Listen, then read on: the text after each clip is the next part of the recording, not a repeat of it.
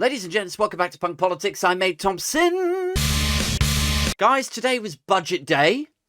Something to be quite excited about sometimes. It's a day when traditionally the Chancellor of the Exchequer, who at the moment is Jeremy Hunt, the Chancellor resets the UK's financial agenda, and a bunch of millionaires who mostly inherited or outright stole their wealth applaud and fillet each other while telling the rest of us to work harder for it.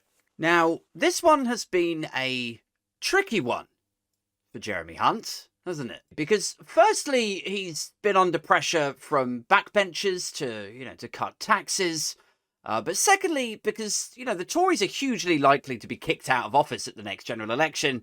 So for a bunch of sociopaths, it becomes a question of, do we try to save a few seats by slinging the red wall a few quid, or do we just accept that we are gonzo? Our time is up. And then we use this opportunity, whilst we've still got our fingers on the buttons, it's still us that are writing the checks. Do we use this opportunity as effectively as one last hurrah? Right? Like, I was half expecting Sunak and Hunt to come out and, after all of the hype about, they're going to banish or abolish inheritance tax, they're going to use the money from HS2 to do this, they're going to take this money off of national insurance, £900 off your NI on an annual basis, all of that hype. After all of that, I was half expecting them to come out and be like, yeah, 10p off your national insurance if you're on a six-figure salary. Just loot the Exchequer and leave it in an abysmal state for the incoming Labour government. You're getting kicked out anyway, right?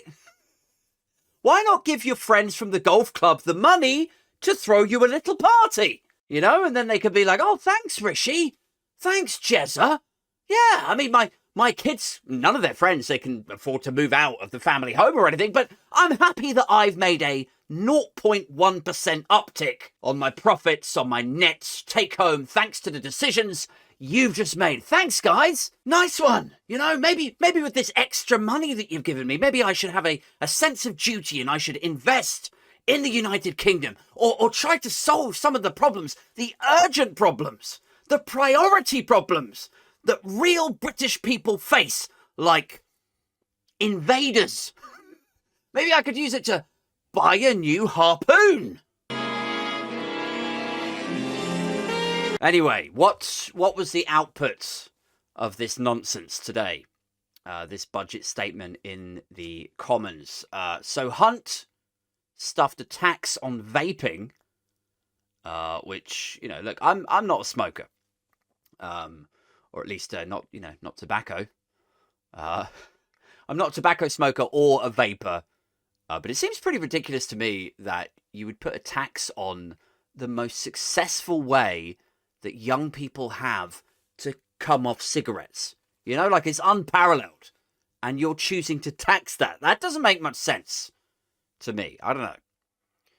Although, maybe that's the idea. Maybe there is some sense or logic to this, nefarious though it may be. Maybe the whole idea with it is try to make vaping as expensive as smoking cigarettes, and then maybe people just shrug and go, well, I may as well go back to this then. Maybe that's the way that BAT and Marlborough and Benson and Hedges get a return on their investment from their probable donations to CCHQ. Anyway, what else was there? There was fuel duty. Fuel duty was frozen. Alcohol duty was frozen. Then there's the people who are expected to pay for the freezing of alcohol duty, the freezing of fuel. Who's going to pay for it if we freeze these? So, non-DOMs are getting hit. The non-DOM tax policy is going to effectively be kiboshed. They're going to reintroduce something similar next year, but ultimately the people that come in through that scheme will end up paying the same or a very similar rate of tax to British nationals. Holiday homes are going to be hit.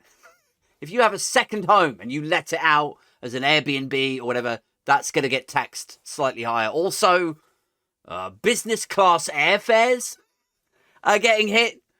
All this is going to be upsetting to the ski suit bellends that write for the Telegraph. Isn't it? This is not going to go down with them at all. They're going to be like, let me get this straight. If I want to fly business class to Whistler and stay in Rogers' outsourced offshore chalet over there, I'm going to have to pay more now across the board. What, just so some chimney-licking vagrant can have free school meals and a cheaper ISA, and just so his scroungy, leechy, layabout father can get a cheaper pint down to pub? No, I'm not having this at all. This country has gone to the dogs. Will be the headline and subheading in the Telegraph opinion section tomorrow morning. I'm sure of it.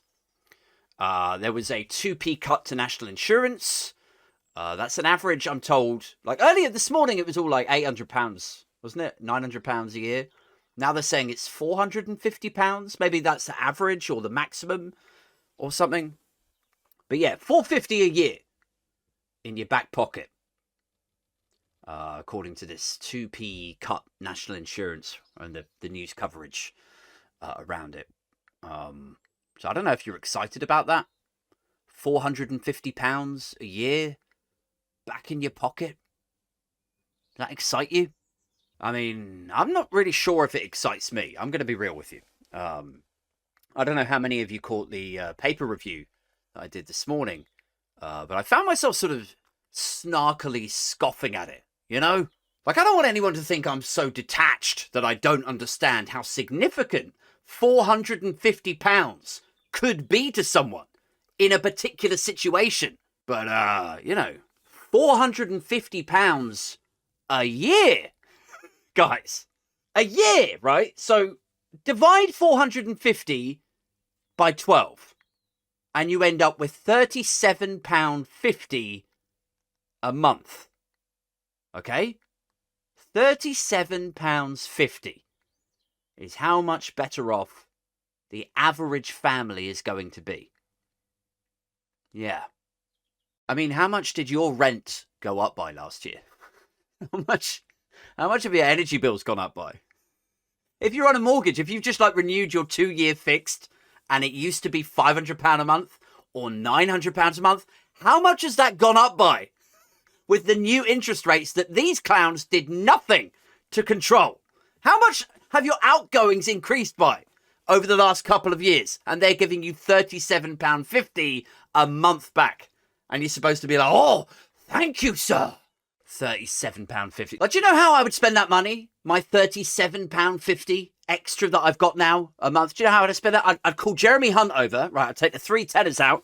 I'd be like, right, just tuck it in his top right shirt pocket. I'd be like, there you go, 30 quid. Now, could you fuck off for a bit? Like, I'd be the rudest diner to a waiter dynamic you've ever seen.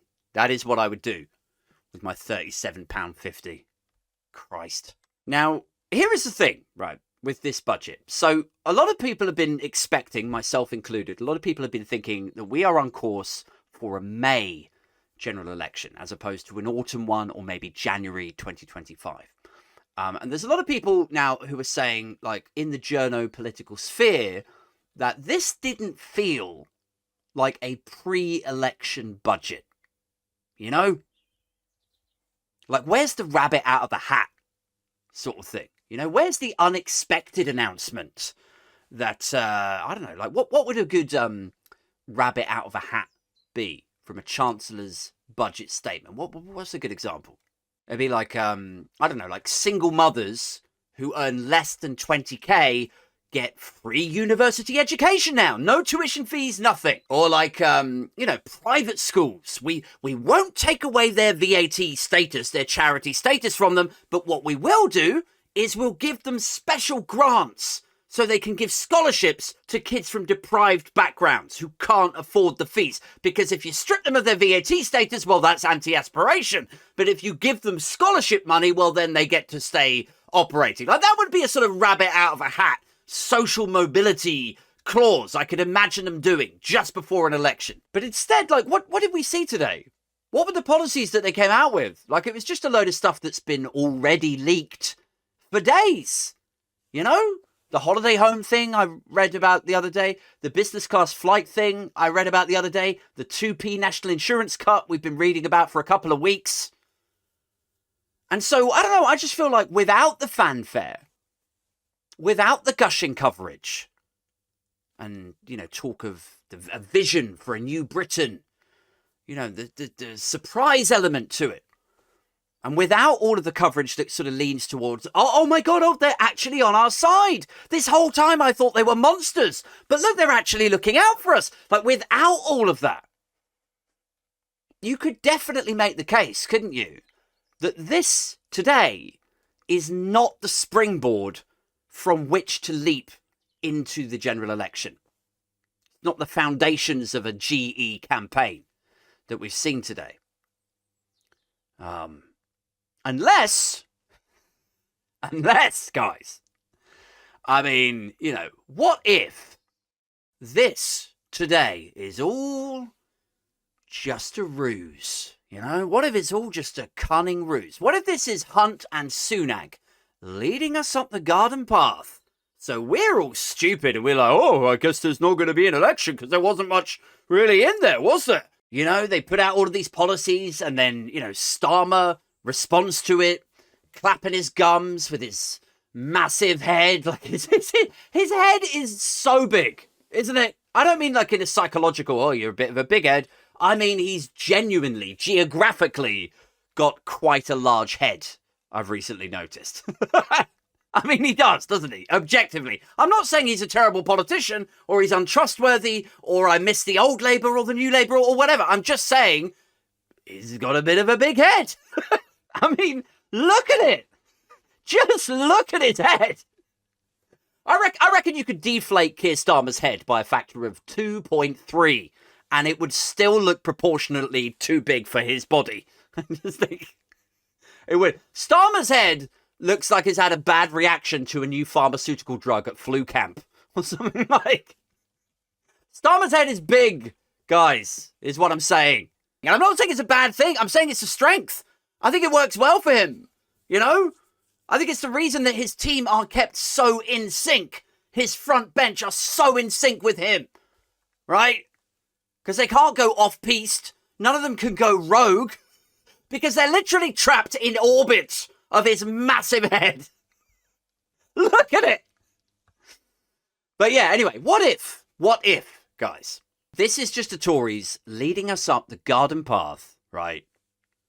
And so then Sir Keir says his thing, he's like, oh, well, this is a very lackluster budget. And, clearly you're all out of ideas. And, he does that whole thing. But then what if, maybe not today, maybe not tomorrow, but, before the end of the week, or maybe early next week, then bam, we are wiping out the COVID loan debt and socializing childcare. See you on May the 2nd. Just real crowd pleasers, real vote winners. What if this is the ruse, and then 2 or 3 days later, they come out with that stuff? Like, I wouldn't rule it out. There'd still be something devious in there, I think. It's still the Tories, right? It's not going to be 100% positive and lovey-dovey and, well, we should probably do something for the people at some point. Better late than never. There's going to be something malicious and nefarious and Machiavellian in there. I'm sure of it. They'll probably... What would they do? They would legalise posthumous voting. So the oldies get to say who they would vote for at the next 3 general elections. So then even after they die, the Tory vote is still, boosted by dead fucking pensioners. That's the sort of thing they just weave into the small print of the next budget. What else would they do? They'd probably, they'd declare Westminster to be its own legal jurisdiction. Like the Vatican. So that then the police don't have any jurisdictional authority over what takes place there, and they can get up to God knows what. Corruption, child prostitution, whatever. They'd just be like, oh, I don't think you've got any jurisdictional authority here, old boy.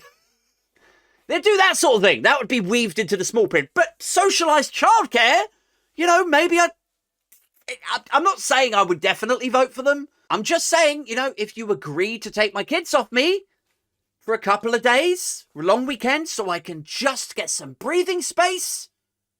I'm just saying it would be a harder decision for me at the election. But anyway, yeah, I'm just saying, look, it could still be May. It could still happen. They could still pull that rabbit out the hat, but just in a very unorthodox manner, right? You expect it to take place at the budget. It hasn't, for one reason or another.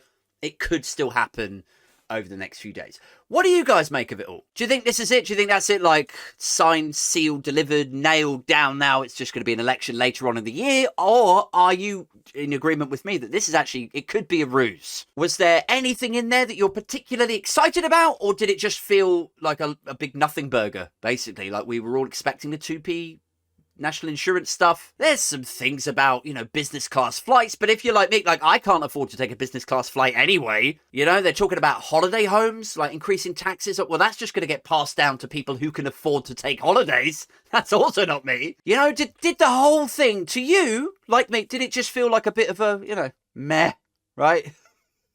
Anyway, let me know in the comments below. Until next time, I'm out this motherfucker.